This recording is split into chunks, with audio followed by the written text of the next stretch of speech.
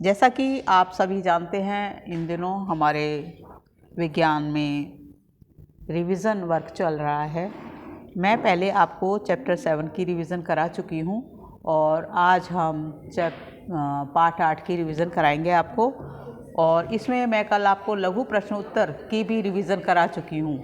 ठीक है, समझ आ रहा है आपको क्या कहा है मैंने? कि आज कल मैंने आपको बहुविकल्पीय प्रश्न उत्तर की रिवीजन कराई थी और आज मैं आपको बहुविकल्पीय प्रश्न उत्तर के साथ साथ लघु प्रश्न उत्तर के भी रिवीजन करा रही हूँ। तो सभी बच्चे ध्यान से वीडियो वॉच करें और इनको लर्न करने का अभ्यास करें।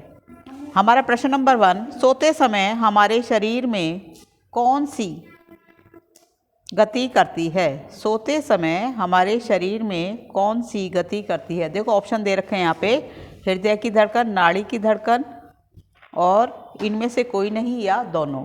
तो सोते समय हमारी कौन सी गति कौन सा अंग हमारा गति करता है? एक तो हृदय करता है, हृदय की गति, और नंबर 2 पर क्या है? नाड़ी की गति। तो ये दोनों ही ऑप्शन में आएगा, इसका आंसर होगा दोनों में। ठीक है, हृदय की गति भी और नाड़ी की गति भी। हाथ व कंधे के बीच में किस प्रकार की संधि होती है? किस प्रकार की होती है? हाथ और कंधे के बीच में कंधुका संधि कौन सी होती है? ये जो बीच में गोल गोल होता है ना, ये हमारा, ये देखो जहाँ पर हमारी बाजू कंधे से अटैच होती है और एक सर्कल सा इस तरीके से, तो इसको हम कौन सी संधि कहते हैं? कंधुका संधि। गर्दन तथा सिर को जोड़ने वाली संधि कौन सी होती है? गर्दन क्या है हमारी? ये, और सिर क्या है? ये, और गर्दन को और सिर से जोड़ने वाली संधि क्या, कौन सी संधि कहलाती है? धुराग्र संधि। कौन सी संधि कहलाती है? धुराग्र संधि। और इसका प्रश्न ऐसे भी बना सकते हैं, धुराग्र संधि क्या होती है? धुराग्र संधि क्या होती है? ऐसी संधि जो गर्दन और तथा सिर को जोड़ने का काम करती है, इसको हम धुराग्र संधि कहते हैं। प्रश्न नंबर 4, हमारी भुजा के दोनों भाग, हमारी भुजा कौन सी? एक तो ये भुजा तो एक है, लेकिन इसके पार्ट कितने हैं? एक ये है और एक ऊपर। तो बीच में हमारी ये जो है, तो हम ये जो बीच में जिससे हम बाजू को मोड़ते हैं, तो इसको हम क्या बोलते हैं? कोहनी। और इसको कौन सी संधि कहते हैं? कौन सी संधि होती है इसको? हिज संधि। ऊपर वाला जो हमारा जॉइंट होता है, इसको हम कहते हैं धुराग्र कंधुका संधि, कंधुखलिका संधि। और बीच में कोहनी के बीच में जो हमारी संधि होती है, जो जोड़ होता है, उसको हम कौन सी संधि कहते हैं? धुराग्र संधि, नहीं सॉरी, हिज संधि।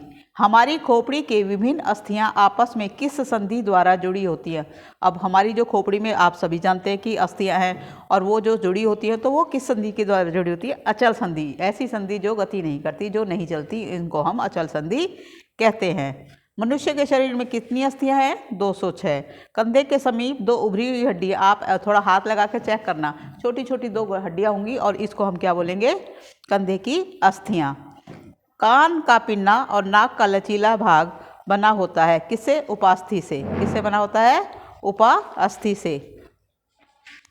तो ये केचुआ गति करता है, किससे करता है केचुआ गति बच्चों? पेशीय संकुचन से। किससे करता है? पेशीय संकुचन से। संकुचित अवस्था में पेशी हो जाती है, क्या होती है? छोटी और बड़ी। जब आपने कभी देखा होगा केचुए को चलते हुए, जब वो चलता है थोड़ा सा आगे खिसकता है, फिर पीछे जाता है, तो ये क्या है? पेशीय संकुचन। पक्षियों की अस्थियां होती हैं, कैसी होती हैं? खोखली और हल्की। मछलियों के शरीर की आकृति कैसी होती है? धारारेखीय। सांप के गति में सहायक कौन होता है? उसका शरीर का वल्लभ, शरीर के वल्य। अस्थि व उपास्थि संयुक्त रूप से शरीर का ढांचा बनाती हैं। जो हमारे शरीर में अस्थियों का ढांचा बना होता है, उसको क्या कहते हैं? कंकाल। क्या कहते हैं बच्चों? कंकाल। हमारी अग्रभुजा में कितनी अस्थियां होती हैं? 2। शरीर में गति लाने में सहायक है कौन? पेशियां और अस्थियां। कौन? पेशियां व अस्थियां। तो अब हम आते हैं लघु प्रश्न उत्तर पर, जो मैंने यहाँ पे राइट कर रखे हैं। प्रश्न नंबर 1 है, मेरुदंड किसे कहते हैं? मेरुदंड किसको कहते हैं बच्चों? बताओ। नहीं पता? देखो, आप अपने शरीर में कमर के बीच में एक हड्डी जा रही होती है, हाथ लगा के चेक करो, हैं, जा रही है ना। तो ये इस हड्डी को हम बोलते हैं रीढ़ की हड्डी, रीढ़ की हड्डी कहते हैं, और इसका दूसरा नाम मेरुदंड भी होता है। यह छोटी छोटी अस्थियों के मिलने से बनी होती है। इसके बाद प्रश्न नंबर 2 है, शूक किसे कहते हैं?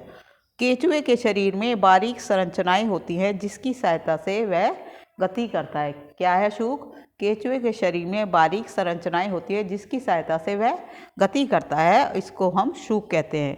केंचुए में गति कैसे होती है? केंचुए में गति शरीर की पेशियों द्वारा, पेशियों के बारी बारी विस्तारण व संकुचन से होती है। ये मैंने अभी आपको बहुविकल्पीय प्रश्न में भी पूछा था और आपके ये लघु प्रश्न में भी है। उपास्थि से क्या अभिप्राय है? उपास्थि से क्या अभिप्राय है? यह अस्थियां की तरह कठोर नहीं होती और इसे मोड़ा जा सकता है। उपास्थि क्या होती है? जो अस्थि होती है वो ज़्यादा कठोर होती है और ये इतनी आसानी से मोड़ तोड़ नहीं सकती। और जो उपास्थि होती है ये कठोर होती है लेकिन अस्थियों की जितना कठोर नहीं होती और कोमल भी नहीं होती है, ठीक है। और इनको हम मोड़ तोड़ भी सकते हैं इनसे हम। प्रश्न नंबर 5, अस्थियों के मुख्य संधियाँ कौन सी होती हैं? अस्थियों की मुख्य संधियाँ, नंबर 1 कंदुक खलिका संधि। तो मैंने कंदुक खलिका संधि आपको बहुविकल्पीय प्रश्न में भी पूछी थी और मैं अब भी आपसे पूछ सकती हूँ कि कंदुक खलिका संधि क्या होती है? ऐसी संधि जो हाथ व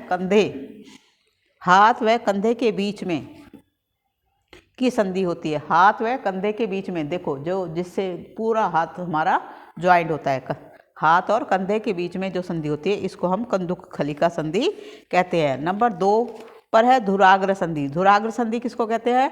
जो गर्दन तथा सिर को जोड़ने वाली संधि को धुराग्र संधि। और नंबर 3 पर क्या है बच्चों? हिज संधि। हिज संधि किसको कहते हैं?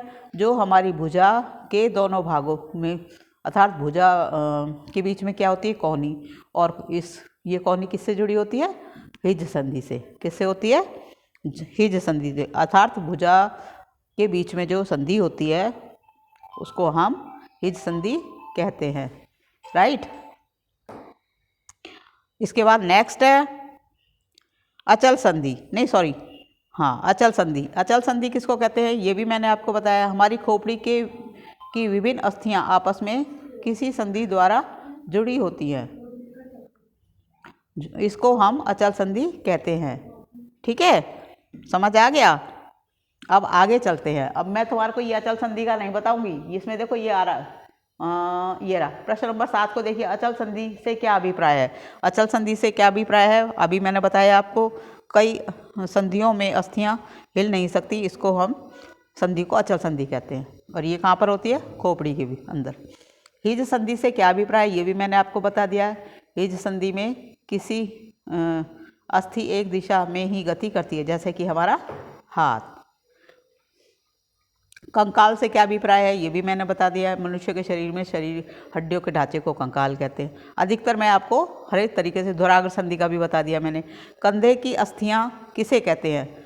कंधे के पास 2 उभरी हुई अस्थि होती है, इसको हम कंधे की अस्थि, ये मैंने बहुविकल्पीय प्रश्न में भी बता दिया। धारा रेखीय किसे कहते हैं? जो शरीर सिर और पीछे से पतला और नुकीला होता है, ऐसे शरीर की आकृति के कारण घर्षण बल कम होता है, जिसे हम धारा रेखीय कहते हैं। और धारा रेखीय कहाँ पर होती है बेटा? कहाँ होती है धारा रेखीय, बताओ। अब मैं तुम्हारे को इसका मतलब स्टार्टिंग से बताती हूँ। मछली क्या है? मछली वो जीव है जो जल में तैरती है, ठीक है।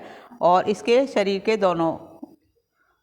के दोनों तरु एकांतर क्रम से वलय बनाकर जल में तैरती है। मछली कैसे तैरती है?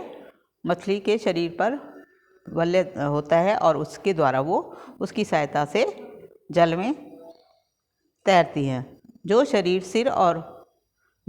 सिर और पीछे से पतला तथा नुकीला होता है, ऐसे शरीर की आकृति के कारण घर्षण बल कम होता है, जिसे हम धारा रेखीय कहते हैं। और ये धारा रेखीय पक्षियों को उड़ने में उनके कौन से अंग सहायता करते हैं? कौन से करते हैं बच्चों? ये हमारा लास्ट प्रश्न है। आई थिंक आपको समझना है, मैं दोबारा से बता रही हूँ। पक्षियों को उड़ने में पक्षियों को उड़ने में उनके कौन से अंग सहायता करते हैं? कौन से अंग करते हैं बच्चों? पक्षियों की दृढ़ पेशियां तथा हल्की अस्थियां मिलकर उन्हें उड़ने में सहायता करती हैं। ये पंखों को फड़फड़ाकर उड़ते हैं। ठीक है, दोबारा से सुन लो। पक्षियों को उड़ने में उनकी हल्की अस्थियां और दृढ़ पेशियां मिलकर उड़ने में सहायता करती हैं।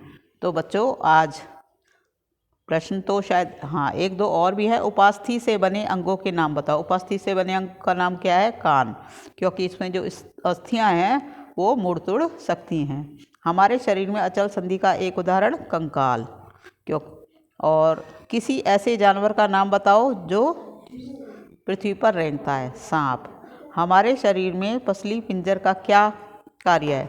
हमारे शरीर में पसली पिंजर महत्वपूर्ण अंग जैसे फेफड़े और हृदय की सुरक्षा करते हैं। तो बच्चों आज आपका लघु प्रश्न उत्तर कंप्लीट हो चुके हैं और आपने मेरे कराने का फ़ायदा जब है जब आप घर पर उसको लर्न करेंगे और आने वाले सेकंड टर्म एग्ज़ाम की तैयारी भी साथ साथ करेंगे। Okay, thank you, have a nice day, bye.